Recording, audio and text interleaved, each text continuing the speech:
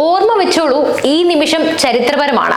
ലോക ഭൂപടത്തിലെ ഒരു രാജ്യം സ്വന്തം ഭരണഘടനയെ കടുത്തു ഞെരിച്ചു കൊല്ലാൻ പോകുന്നു. പാകിസ്ഥാൻ. അവിടെ ജനാധിപത്യം ഒരു കോമഡി ഷോയുടെ ക്ലൈമാക്സിലാണ്. അതെ, ഇന്ന് പാകിസ്ഥാൻ സെനറ്റിൽ ഒരു ബില്ല് വോട്ടിനിടുകയാണ്. 27ാം ഭരണഘടനാ ഭേദഗതി. ഇതൊരു നിയമമല്ല, ഇത് പാകിസ്ഥാനിലെ ജനങ്ങളുടെ സ്വപ്നങ്ങളെയും ജുഡീഷ്യറിയുടെ സ്വാതന്ത്ര്യത്തെയും ജനാധിപത്യ മൂല്യങ്ങളെയും ഒക്കെ കൂട്ടത്തോടെ കുഴിച്ചുമൂടുന്ന ഒരു നീക്കമാണ്. ലക്ഷ്യം ഒന്ന് മാത്രം: സൈനിക മേധാവി ഫീൽഡ് മാർഷൽ അസീം മുനീറിന് ആജീവനാന്ത രാജകീയ അധികാരം നൽകുക. ഈ നീക്കത്തെ നീതിയുടെ മരണം എന്ന് വിളിക്കാൻ പാകിസ്ഥാൻകാർക്ക് യാതൊരു മടിയുമില്ല. നമ്മൾ ഇന്ന് സംസാരിക്കുന്നത് പാകിസ്ഥാനെ കുറിച്ചാണ്. ഈ രാജ്യം ഇങ്ങനെ പോയാൽ ഒരു കാലത്തും ഈ രാഷ്ട്രീയ, സാമ്പത്തിക, സാമൂഹിക ദുരിതക്കയത്തിൽ നിന്നും കരകയറില്ല. ഈ പറയുന്നത് എന്തുകൊണ്ടാണ്? എന്താണ് ഈ 27ാം ഭേദഗതിയുടെ ഉള്ളടക്കം? ആരാണ് ഈ നാടകത്തിന് പിന്നിൽ? സത്യം പറഞ്ഞാൽ അവിടെ ഉത്തരം തേടേണ്ട ആവശ്യമില്ല. കാരണം പാകിസ്ഥാൻ എന്നാൽ സൈന്യം, സൈന്യം എന്നാൽ പാകിസ്ഥാൻ. കഴിഞ്ഞ ആഴ്ച പാകിസ്ഥാൻ മന്ത്രിസഭ അംഗീകാരം നൽകി 27ാം ഭേദഗതി ഭരണഘടനയുടെ ആർട്ടിക്കിൾ 243 പ്രധാനമായും മാറ്റങ്ങൾ വരുത്തുന്നത്. ഈ മാറ്റങ്ങൾ കണ്ടാൽ നിങ്ങൾക്കും ചിരി വരും, ഒപ്പം ദേഷ്യവും. പലരും ഭയപ്പെടുന്ന 3 പ്രധാന കാര്യങ്ങളാണ് ഈ ബില്ലിലുള്ളത്. 1. സൈന്യത്തെ ഭരണഘടനയുടെ പരമോന്നത ശക്തിയാക്കുക. 2. ജുഡീഷ്യറിയുടെ അധികാരം ഇല്ലാതാക്കുക. 3. പ്രവിശ്യകളെ ദുർബലമാക്കുക. ഒരു ജനാധിപത്യ രാജ്യത്തിന്റെ കരസേനാ മേധാവിക്ക് എപ്പോഴെങ്കിലും ആജീവനാന്ത പദവി നൽകാൻ ഭരണഘടന ഭേദഗതി ചെയ്യുമോ? പാകിസ്ഥാനിൽ ചെയ്യും. കാരണം അവിടെ ജനാധിപത്യം എന്നത് സൈന്യത്തിന്റെ റബ്ബർ സ്റ്റാമ്പ് മാത്രമാണ്. ഭേദഗതി വഴി കരസേനാ മേധാവി ഫീൽഡ് മാർഷൽ അസീം മുനീറിന് ജീവിതകാലം മുഴുവൻ നിലനിൽക്കുന്ന ഫീൽഡ് മാർഷൽ പദവി നൽകുകയാണ്. പ്രതിരോധ സേനാ മേധാവിയുടെ പദവി മുനീറിൽ ഔപചാരികമായി നിക്ഷിപ്തമാക്കുന്നതോടെ അദ്ദേഹം പാകിസ്ഥാൻ ചരിത്രത്തിലെ ഏറ്റവും ശക്തനായ സൈനിക ഉദ്യോഗസ്ഥനായി മാറുകയാണ്. നിയമമന്ത്രി പറയുന്നത് ഇതൊരു ദേശീയ നായകന്മാർക്ക് നൽകുന്ന പദവിയാണെന്നാണ്.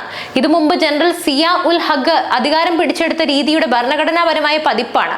അന്നത്തെ പോലെ അധികാരം സിവിലിയൻ സർക്കാരിൽ നിന്നും നേരിട്ട് സൈന്യത്തിലേക്ക് കൈമാറ്റം ചെയ്യപ്പെടുന്നു എന്ന് വേണം പറയാൻ. മുൻ പ്രതിരോധ സെക്രട്ടറിയായ ലഫ്റ്റനന്റ് ജനറൽ ആസിഫ് യാസിൻ മാലിക് തുറന്നടിച്ചതുപോലെ ഈ ഭേദഗതി രാജ്യത്തിന്റെ പ്രതിരോധം ശക്തിപ്പെടുത്താൻ വേണ്ടിയുള്ളതല്ല, മറിച്ചൊരു പ്രത്യേക വ്യക്തിക്ക് മാത്രം പ്രയോജനപ്പെടുത്താൻ വേണ്ടിയാണ് രൂപകൽപ്പന ചെയ്തത്. ഒരു രാജ്യത്തിന്റെ ഭരണഘടന ഒരു വ്യക്തിയുടെ താല്പര്യത്തിന് വഴിമാറുന്നു. എന്തൊരു ദയനീയമായ കാഴ്ച!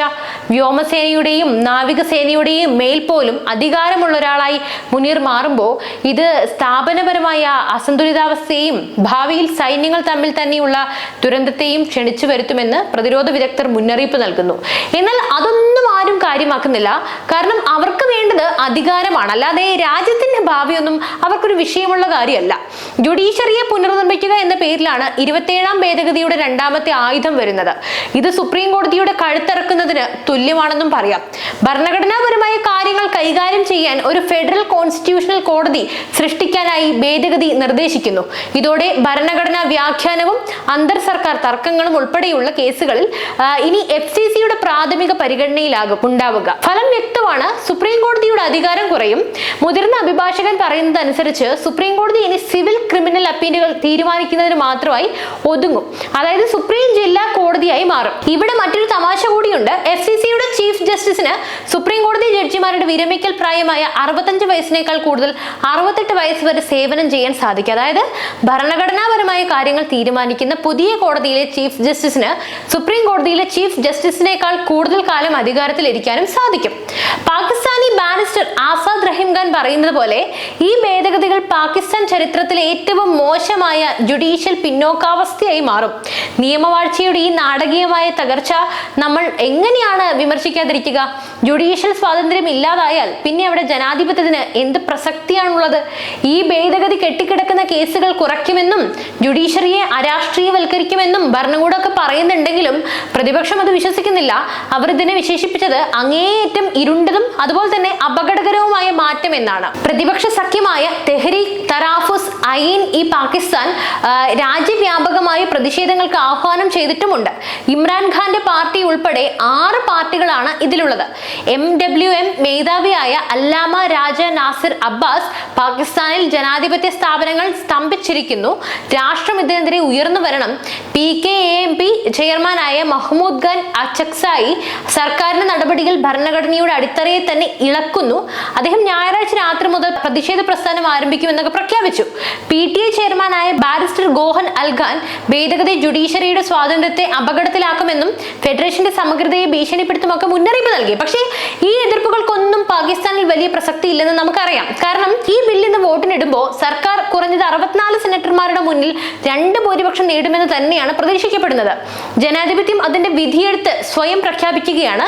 പ്രതിഷേധം അവിടെ വെറും ശബ്ദങ്ങൾ മാത്രമായി ഒതുങ്ങുകയുമാണ്. ഇനിയും പാകിസ്ഥാനെ വിമർശിക്കേണ്ട സമയമാണ്.